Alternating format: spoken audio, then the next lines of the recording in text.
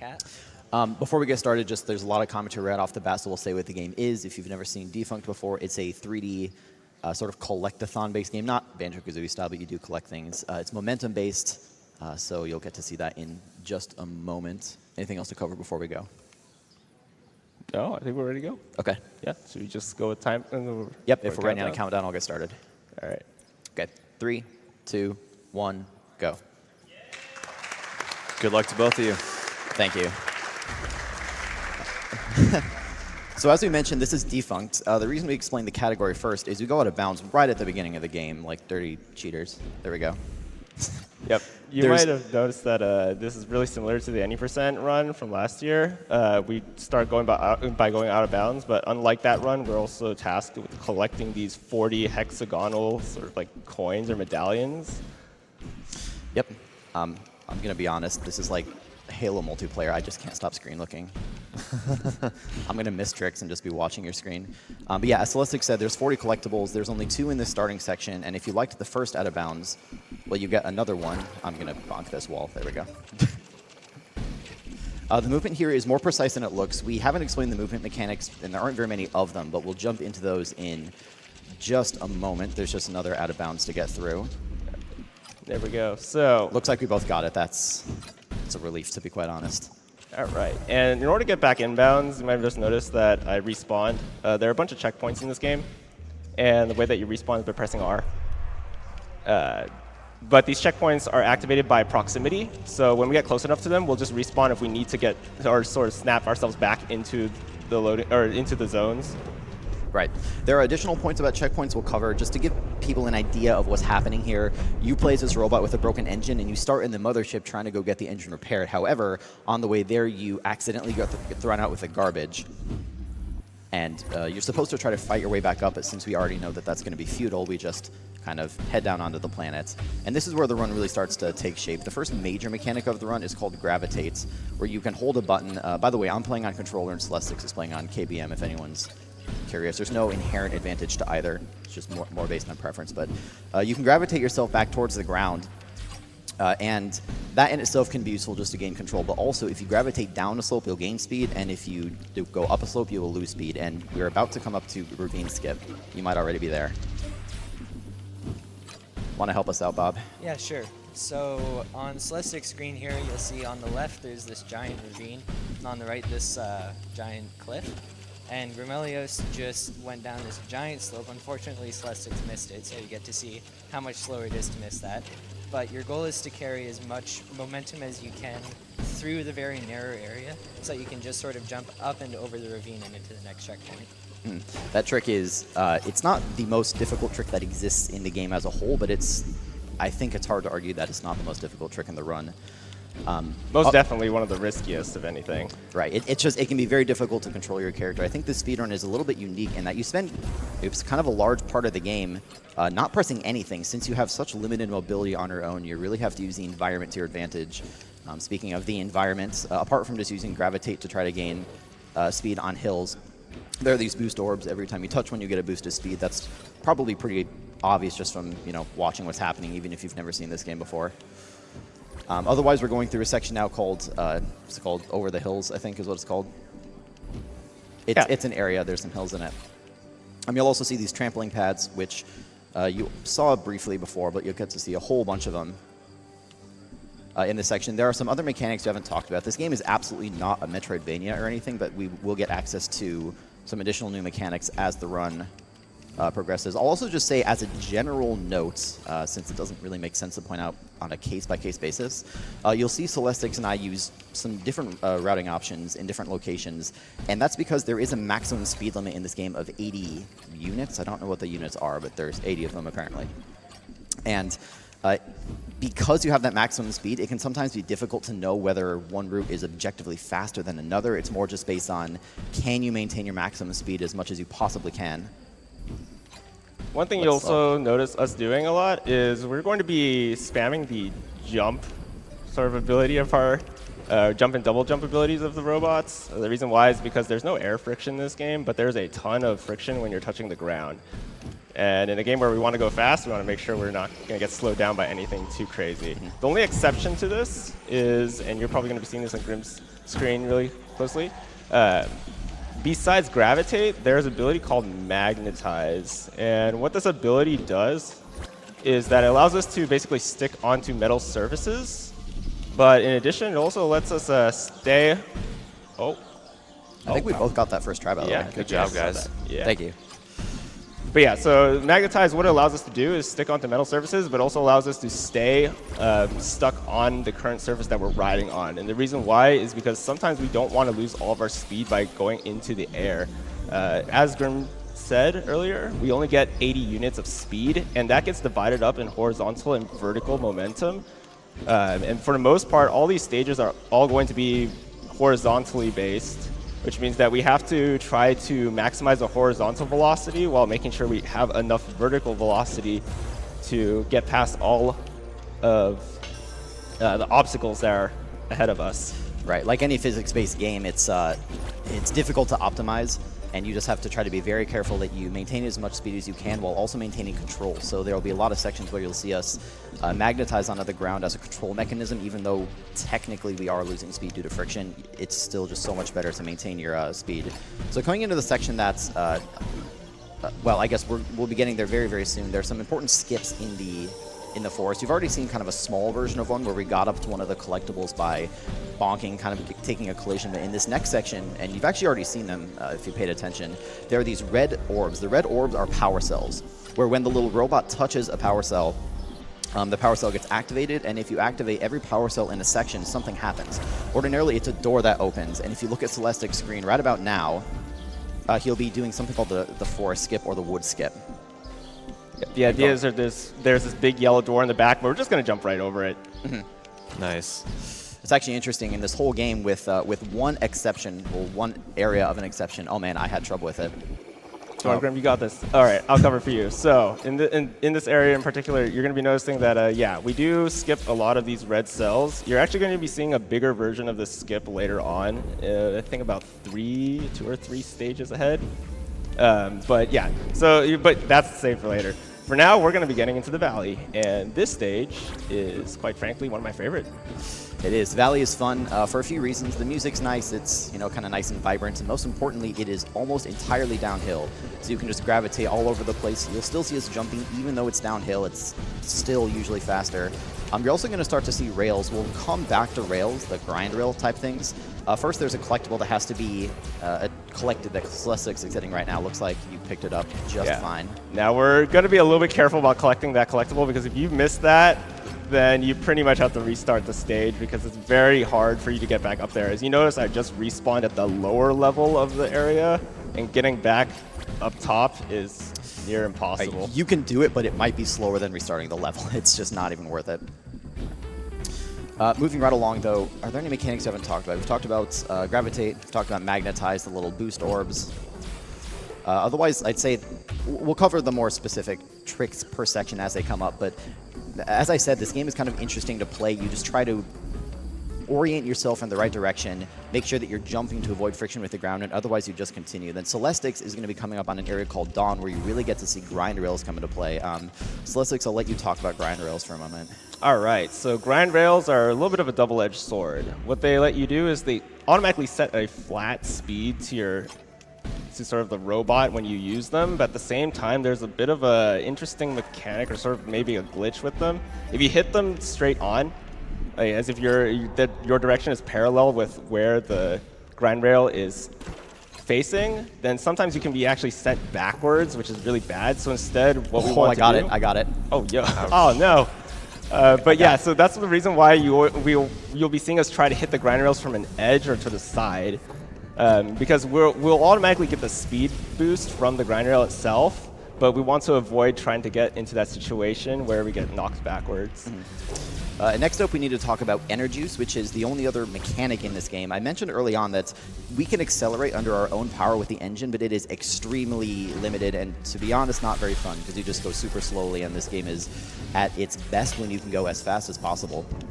So Energy Juice is a mechanic that lets you boost on your own power. Not enough to really maximize your speed, but what it's very, very useful for is to maintain maximum speed. So now that we have it, you'll be seeing this pattern pretty frequently. We've already been jumping and double jumping constantly to avoid friction with the ground, but now you'll see us using boost for just a moment to make sure that we cap out our maximum speed and then jump in the air. And all right, got it. Okay. Nice, dude. Do you want to explain what you just did? Yeah, so this is the junkyard. That was sort of the junkyard skip. The idea is that the first checkpoint in this stage is a little unique in the sense that its logic for how you access it or sort of activate it is different from all other checkpoints. And I'm trying it right now as well. Got it as well, guys. All right, nice. Congratulations. Yeah, so that saves about 30 to 40 seconds, and that's one of the integral parts of this run. Not just for all collectibles, but also for any percent, because it also skips a cutscene that takes up some time as well. Now the code is we're not really sure exactly how this happens, but all we do know is that as soon as you enter, or as soon as you hit that one checkpoint before the skip, you just need to reset 3 or 4 times, and it'll just automatically happen. The area that we're in now, by the way, is called Junkyard, and it's kind of unique as far as the areas go because most areas are relatively linear. Your goal is to progress from the start to the end. This area, however, is like a giant basin almost, and we're trying to open up a trapdoor in the middle. It is possible to break through the trapdoor using something called the Junkyard Skip, which you can do in any percent, but to be honest, the trick is ridiculously precise to the point where maybe you would save time in all collectibles if you got it first try, but it's not really worth it because we have to collect these collectibles by going around the whole area anyway, so it just is not worth it to try. And I mentioned earlier that there would be one section where we open up the game's intended door using the power cells. This is that area. All right, so just one thing I want to ask of the couch. Did you see what happened there when I tried to respawn? Yeah, that was, I've never seen that before. Yeah, so if anybody can figure out how to replicate that, that could save about 15 seconds, and that would be a huge time save, especially for this category where the run is only 17 to 18 minutes, like for the world record. Mm-hmm. So you've got to be on to the next section then, and I'll be getting there momentarily. All right, so one thing you're going to be noticing me do right now is use the menu for the first time in this run, and the idea is that this cutscene takes a few seconds, but instead we're going to ignore it outright by restarting to get into the next stage and then respawning in order to skip the cutscene that occurs as we're exiting from that big pipe. Yep. In this section here, you're going to very soon see a race that starts between yourself and 4 other robots. The results of the race don't matter at all for the run. It's more of just a fun little thing to do casually, I guess. In any percent, you not only can take first place, but you probably should get first place for speedrunners. In all collectibles, though, it's not possible to get first place while still getting all the collectibles you need. It's possible to get third place, but it's hard. So, I mean, hopefully one of us will get third place, but probably we'll get fourth place. If I get third place, I will donate money. That is not happening anymore because I just missed a collectible. It's okay. I'm still going to be donating money just because I said that. Well, I don't know if we've mentioned this explicitly, but the hitboxes on collecting these collectibles is pretty generous in your favor. Like, you'll notice that for most of the collectibles, we don't actually collide with it.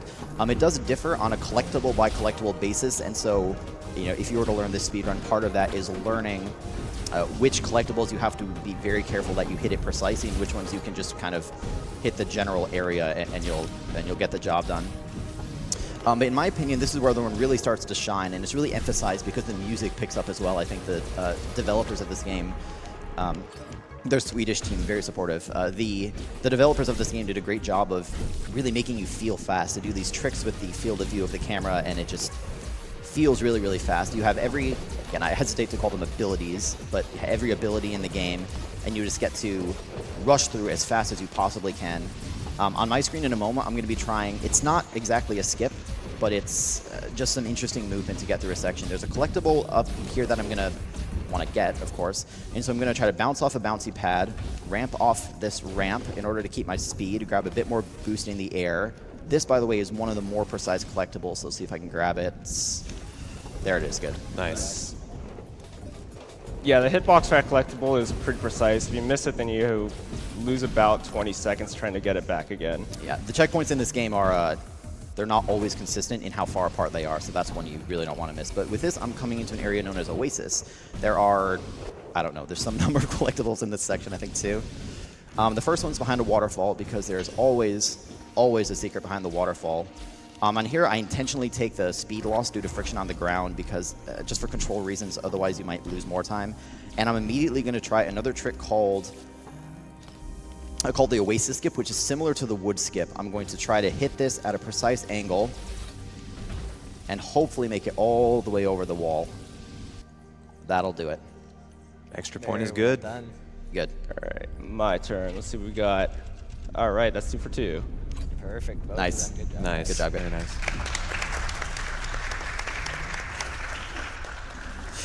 Okay, so remember I mentioned way back at the start of the run that our overall goal is to just get back to the ship, and there it is. So we're going to rush along this bridge as fast as our tiny little robot wheel can take us. I'll give you 3 guesses whether we're going to be able to catch it here. Yes, Yes. yes, yes. Yes, that's the right answer. In opposite land. Unless you're playing in 160cc mode, which Yes. actually doubles the speed of your robot. Yeah, oh god, I hit a stop sign and then The collisions in this game are kind of hilarious. Like, I can pass right through parked cars as if they're made of string cheese, but then I can't pass through a traffic cone. It's apparently made of, I don't know, adamantium or something. Well, it did tell you to stop, Grim. You're right. I can't really blame the game on that one. With this, we're moving into an area known as Rock Bottom. Rock Bottom is, in a word, claustrophobic, as opposed to the rest of this game, which is generally very open and expansive, and you just get to try to... Basically, the tech is to try to maintain your maximum speed as much as possible. This area, it is... I don't even know if you can get up to maximum speed. Maybe, but not for very long. So we have to try to just grab these tiny little slopes and gain any little bits of speed that we can along the way. It's also very, very easy to bonk into a wall or something and lose all your speed, and that is always pretty catastrophic. But in the next section coming up, we're going to do something in an unintended order as well, which I can take explain that. that. One, yeah. So this area right here, you're supposed to, the developers intended for you to fall into this ditch, but but that's because of all of the friction with the ground. But if we ignore that, we can easily get to the other side. And this is a big time save. It's about 1 minute and 30 seconds. And the reason why is because there's a checkpoint down there that we need to avoid hitting. Because if we get stuck down there, then you have to go off to a section off to the other side of the collectible, which would pretty much waste that 1.5 minutes. Right, and when you drop down there, it's... Wait, you already said that. Ignore what I was about to say. We're moving on to the last section of the game, well, 2 more sections of the game. This is kind of a return to the form of most of the rest of the game, where we're going to be able to maintain maximum speed as much as possible. One thing I don't know if we explicitly mentioned, when we go through these blue radioactive pools, they give us a speed boost and refill a whole bunch of energy, so that was probably pretty obvious, but just to make it explicit. Not too much left and not too many collectibles left. There's one other interesting thing you'll see here. I already mentioned that Estelle and I take slightly different routes, but this is a good example of that. In this section coming up here, I tend to go on the left and Celestix goes on the right, and one isn't really faster than the other because you're just you're capped out at your maximum speed anyway. What's important is that you boost before you jump, that you try to hit as many of these boost orbs as possible, and then we're coming into... I keep like screen looking, but I'm trying to keep the I know, we're up like to so date. close together, it's like crazy. All right. We're going there's- through the Tunnel of Love, which is a do not touch the pillars or risk getting knocked God, out of this the is entire terrifying. place. Okay, made it. Nicely done. We're not done yet. We're not done yet. There's another collectible on the most finicky railing in the entire game. We're going to try to hit it at the beginning, because if we don't, it'll be disastrous. No! No! No! It's okay. You got No. this. No, if you could just drive off a cliff for like a minute, that would be very much appreciated. The choke is too real. Don't worry, I'll do a backflip just for you. Do backflips. Swag flip is always required. Ow. So Celestix is approaching the end. I think you have every collectible now, right? Yes, all 40 of them. So time happens as soon as we hit the last grind rail at the mothership. And that was the goal of this game all along, is to get your robot back to his home. So he'll call out time. It'll be very, very soon. All right, so it'll be right about now. Time. Congrats, dude.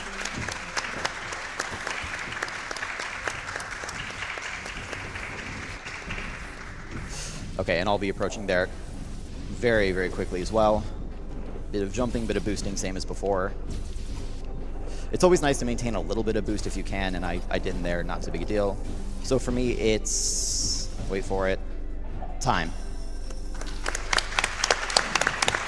Good job to both of you. Excellent race. That was insanely close. If it wasn't that last railing, that would have been, my God. You were about a Maybe- second. yeah, like- you were about like a second apart. Second or 2 seconds, man. It wouldn't be defunct if he didn't lose it to that last railing. No, it would not be. I definitely lost plenty of PBs to that.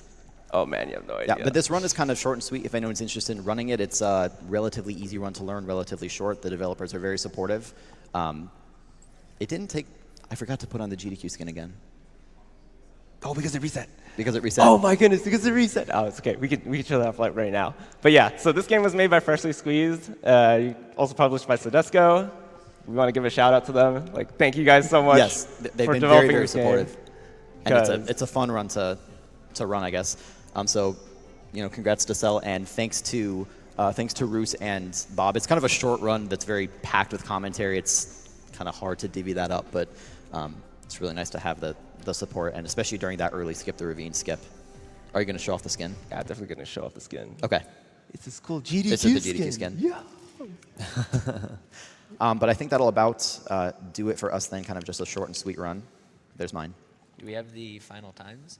Nope. Yep. 1851 and 1916. All right. That's a very acceptable. good time. It's acceptable. So Omnibus is next, I think, and that'll do it for us. Thank you very much. Thank you.